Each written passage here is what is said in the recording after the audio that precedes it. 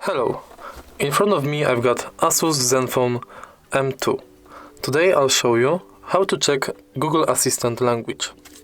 Firstly, open Google app, click More.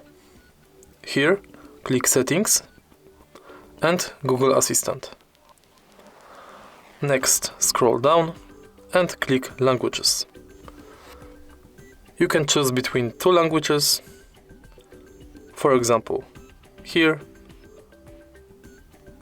we'll choose French and we'll leave English.